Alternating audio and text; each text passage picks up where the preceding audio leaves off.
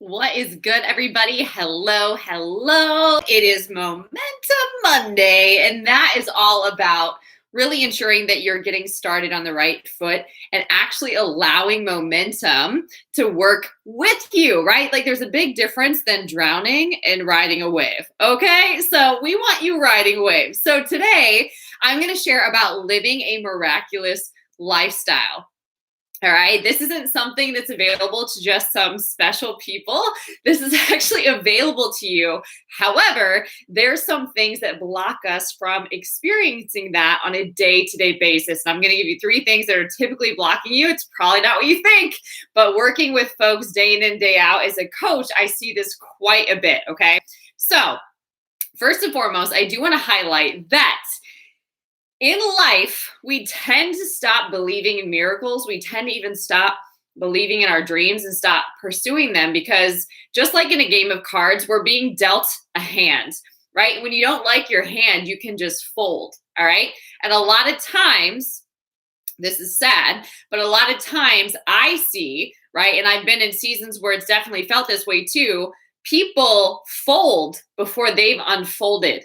Did you catch that? People fold before they've unfolded, meaning they haven't fully unfolded. They haven't fully gone through the process. And so they give up too early and they forfeit destiny. They forfeit their assignment. They forfeit their field of favor, their place of increase, right? Their space of expansion and establishment. They forfeit that because they forsake the process. Okay. So I do want to bring that context into this mix because I feel like it is so valuable to understand, right? A lot of times a miracle is just a shift in perception. We make it out to be a healing or a sign or a wonder, right? And it is all those things, but miracles happen more often than we think, and we're not even paying attention to them. And in the simplest form, it's a shift in perception, right? Because if you shift into the perception of your true identity, for example, then that affects how you think. And then that affects how you feel. And then that affects how you show up and behave in the world. You literally start vibrating at a different frequency. Okay. I have a brand and a saying all about God's vibes matter, right? It's a frequency all of its own. It's a frequency of alignment, right? And once you get in the flow of that, once you taste that, you literally cannot go back. You've got to pursue it. You've got to be in alignment, right? And we have a tendency to drift, okay? But we know where our home base is and we know how to get back in touch with that. And we do it constantly. So it's like staying in constant contact with God, in constant conversation with God, in constant fellowship or relationship with God, okay?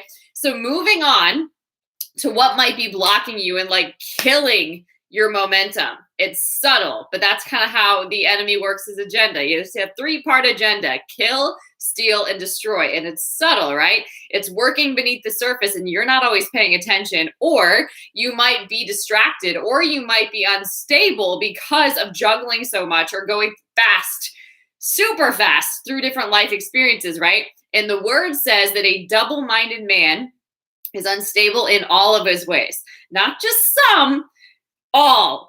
Okay. So if you want establishment, if you want stability, if you are about breaking generational curses, if you are about stepping into a new legacy, right? If you are about that, then it's really important that you learn, that you grow, that you develop, that you become stable. All right. So that you can sustain your influence. Okay. So, and manage your impact. All right. So what are the 3 things that could be blocking you? Number 1, the mundane is something that can get messy and turn into madness. Those are the 3 things, okay? So the mundane, think about it. The mundane is something as simple as what you do in your daily routine, okay? A lot of this is actually subconscious. We don't think about it. We just start to go through the motions, right? Thursdays are this day, and this is what I do on Thursdays. Mondays are this day, and this is what I do on this day, right? Or this is the flow and this is how I'm going to show up in it, right? So it becomes very habitual. There's not a lot of conscious thought and intention behind it. It's just we show up and we go through emotion. Okay, these can be things too that are routine-like items, like going to the grocery store or filling up your gas tank, washing your car, cleaning the house, taking out the trash. Those are all things that are mundane, right? as humans, that's just part of being human, right? Doing your taxes, for example, we're in the time and season of that. Those are things that we do, right? We go through these. It doesn't matter who you are, you do these things, right? So if we're not careful, the mundane things that we go through, we can become so unconscious about that and so just unintentional, right? Where we just go through motions that it can get messy. We can let interruptions and distractions and other things creep in that makes it messy. So what are the interruptions, right? So let me say this too. Sometimes, like the pandemic, for example, sometimes a storm or something comes in to disrupt, to break up and bring to your attention things that aren't working so that you can establish something new, right? So that you can get back to the basics and focus on the things that matter. Other times things come in to interrupt and to just steal your attention, right? To keep you stuck in where you are, where you're in this place of like waiting for the good old times, waiting for things to get back to the way they used to be. That's keeping you perpetually stuck in a season or in a past place that's not going to turn into something new because you need a future vision to pull you out of that, right? So interruptions aren't always good. Disruptions and being a disruptor, truth helps you do that. Truth is disruptive, right? So getting in the truth, side note, is a way that you can start disrupting your patterns. But if we're not careful, mess can get into our life. It can interrupt us. It can distract us. So what does that look like? We can be going along in our mundane, and maybe there's a relationship issue that interrupts us. And maybe if we're not dealing with it, we're just pushing it down, pushing it down, pushing it down. We're not bringing it to light. We're not maybe going to therapy. We're not actually processing it some kind of way. That can become very distracting, okay? And that can insinuate everything that we do. All right. We can also get interrupted, right? So with so many different things pulling for our focus, that actually is the death to your creativity. Okay. Being busy and being so involved in many different things, that crushes your creativity. So you can't be on the path of something new while that is happening, or at least not for long, right? You could have a great couple hours of inspiration, right? But then maybe you never wrote that down because you got distracted, you took that call, or you didn't keep the boundary, whatever, and suddenly it's gone, right? And that could have been your action plan for this next level that God is bringing you into. Who knows, right? But that's an example. So if we're not careful in how we run our mundane, it can get messy. We can allow mess to creep in. And if we're not careful about checking that mess and checking ourselves before we wreck ourselves, right? We can get into madness.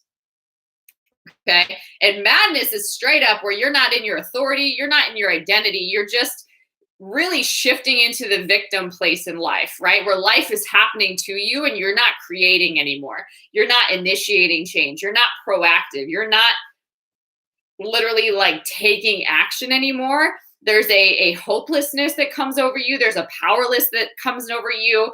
There's almost a sense like you are sleepwalking through life, like you've literally fallen asleep, like you've settled for this place and now you're stuck there, right? So what I would say is wake up, right? But that's what happens when it gets in madness, right? It's gotten so messy that now you're overwhelmed, that now you're shutting down, that now you're lacking motivation, that now you're not focused at all, that now it's really hard for you to even show up, and you're starting to become a shell of who you are. Okay, so sometimes this could be not checking the relationship can turn into trauma, and trauma unchecked can turn into depression and all sorts of stress on our body that manifests in different ways, right? Or maybe not speaking up and using your voice in the workplace, right? Something that was just interrupting maybe your flow of your day is now something that's totally weighing you down, right? And now you feel totally hopeless, without vision, right? You didn't invest in personal development on the side, let's say. You didn't start speaking up. You didn't ask for help. So now you're in a place and you don't know how to get out of it. You just accepted that as normal and you're just going to stay there because you're comfortable. With me? So, and again, these can turn into many different things, but you kind of get the idea. So what this looks like, again, we have mundane things that we are just part of life, right?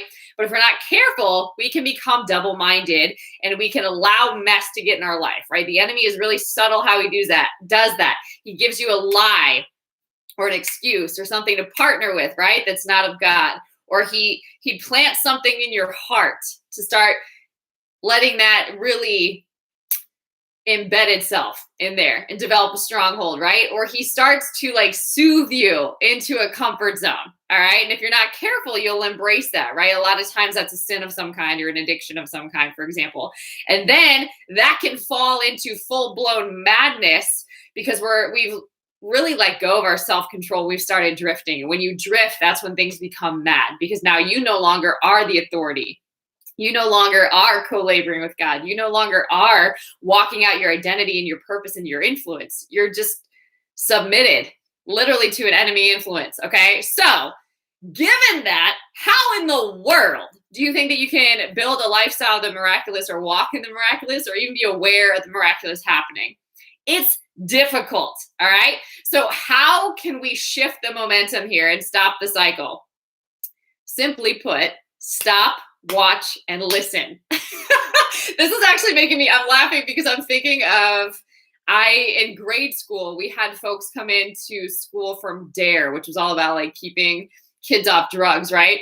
And they had this phrase or this saying, which is stop, watch, and listen. But you can apply that same thing to your life, which is do this as a daily routine. Stop, watch what you're thinking about, watch what's going on, reflect. Is there something for you to celebrate? Is there something that's weighing on your heart? Is there something coming up for you to release to God? What is going on? Stop, like create space to be still, like daily. This is not a weekly thing. This is a daily thing. So stop, create space to be still, watch what's coming up for you. Where are you emotionally? What thoughts that have been going through your head? Right? What are the things that you feel like you need to do, right? What is the busyness and like this anxiety that comes over you that you've accepted as normal? Like start watching what is up for you and start communicating that. Start a conversation and a dialogue with God about that. You already talked to yourself. Just make sure that you're actually initiating a helpful way of talking to yourself and involve God in it, right? That sounds wild, but involve God in the conversation, right? Stop, watch, and listen. What is the feedback that you're being given? When you involve God in a conversation, it's not just talking, it's listening, right? What wisdom, what revelation, what discernment, what promise, what inspired action is being impressed upon your heart? What is God revealing to you? What is God saying? God still speaks in his sheep, right? Us, we can hear him. My sheep know my voice. So you can hear God, but you can't, right? If you're in a relationship with somebody, you never call them, you never text them, you don't listen to what they have to say, you just run your own mouth, right? Like, where's that relationship going? So picture relationships and what your relationship with God looks like, okay? But stop, be still and know, right? Be still and get connected to God. Watch what's coming up for you before you even initiate a conversation with God, before any of it. Watch what's coming up for you because it's very clear and apparent what needs to be addressed, okay? And then listen for good orderly direction. Listen, right? God will show up. We know that when we ask, he hears us, right? We know that God's heart, right, is that we would be guided, that we would allow him to establish our steps, that he would bring us into good success, right? That he would work with us and develop us, right? That's the ministry of the Holy Spirit. Thank God for that, right? So we don't have to do all the heavy lifting on our own, but we can't do this work at all if we're not in connection with God. And this is how you radically change your mundane, all right? When you stop, watch, and listen, your mundane changes because now you have a strategy about your mundane. I call mine the daily 5. These are things that make my mundane not mundane. These are things that keep me healthy and centered and focused on a day-to-day basis. And they're simple, right? But it's usually the simple that we drop, okay? And if you're dropping the simple, what makes you think that you can have more? It's just real talk, right? So simply put, God can give us a strategy to go through our day. He can inspire the flow of our day where it's not us just going through the emotions anymore, right? We're being led, we're being guided, we're being supported, we're open, we're available. There's more spontaneity involved. There's flow, there's a rhythm all of its own that starts to happen, okay? Now that your mundane is different, you catch the mess. You catch the mess quickly. So if God is giving you strategies and God is giving you structure and God is inspiring your action, then you start making better decisions. You start to recognize what your yes is, what your no is. You let your yes be yes and your no be no. You have clean communication, right? And then beyond that, After you have clean communication, you also have boundaries. So if God has you working on something, you can't do everything. And so you can actually establish boundaries around what you're working on so that you keep your focus and you don't become double-minded and unstable. Great example. When I started writing my very first book, I had a season where I was being set apart and being consecrated, and I knew that. Difficult, but I knew that. And I resisted that. So I had to remove things from my life and say no to all sorts of things so I wouldn't get distracted, so I wouldn't get caught up in things, right? And I had to be okay with saying no to people, right? But that was hard because the minute I made the commitment to start writing this book, right, it was so easy for me to actually get distracted from writing the book. I had so many invitations to go out and do fun things and to step into new adventures and so many beautiful, fun things that otherwise I'd be like, yes, let's do it. Like, let's hang, right? But when I'm writing this book and that's my mission and that's my focus and that's my assignment, I was all in on that. So I had a boundary around what I could and couldn't do. Okay, so that's an example. So I kept mess out of my life so I could be crystal clearly focused on what it is that I was called to do and assigned to do in that season. Okay, and then the madness, right? Madness. Creativity feels mad, and there's a good kind of madness, but the madness where you're emotionally unstable, where your mind is in monkey mind and all over the place, and you're in anxiety and you're leaning on your own understanding, and you're trying to apply logic. There's nothing logical about the supernatural, right? Where you're just living in like constant stress and overload. There's nothing good about that. But when you are in like the madness of creativity, let's say, there's a flow to that. That when you're surrendered, you can allow it to have its own rhythm. You can be open, you can be available, you can be willing to be used, to be an instrument in God's hand, right? But when you have your own mundane mess and madness going on that God isn't connected to at all, you have a different type of momentum flowing in your life. Okay, so a reminder, when you recognize that, oh man, you're reading my mail, you're like calling me out indirectly here in love, right? Stop, watch, and listen. Stop, be still and know. Watch what's coming up for you and pray. Get in a conversation with God about that. That can be as simple as prayer is, right? And then listen for the feedback, for the wisdom, for the good orderly direction that God downloads to you, and take the action that will change your mundane. It will inform it, which will keep mess out of your life so that you can embrace the madness, the untamed ways of God and the supernatural. You're available for it. You're open for it. You show up when it's flowing and you let it do its work. Okay. Life becomes the adventure. You're not trying to escape to one. Life becomes the adventure. You live energized. You live in joy because the joy of the Lord is your strength, and it starts to be your flow. Kingdom becomes your identity. Kingdom becomes your lifestyle, right? Which is righteousness, peace, and joy in the Holy Spirit, right? So as that is operating in your life, you're able to live on a different level, on a different frequency. And then when you taste that, you understand the value of not letting your mundane just be mundane. There can be a whole assignment just going to the grocery store. Like God could use you at the grocery store, right? Filling up your gas tank. That could be a whole nother assignment. Who knows, right? So God can change your mundane. Make sure that there's no mess in your life so that you can actually be creative and available and embrace the flow of His Spirit, the flow of His supernatural power in your life, His goodness flowing in your life, literally overflowing out of you and pouring into everything around you. Okay? So I hope this message blessed you. I hope this gave you a different way to think about how you can live a lifestyle of the miraculous. That can be possible when you're partnered with God. You're getting shifts in perspectives. You're being led and guided and supported and divinely inspired all of the time. But often we miss it because of our mundane, our mess that we allow to turn into madness. And a lot of times we just vacillate between mess and madness. We never get our mundane together so that we can get these other areas flowing and actually ride the wave. We drown in all that stuff. We become a shell of who we are.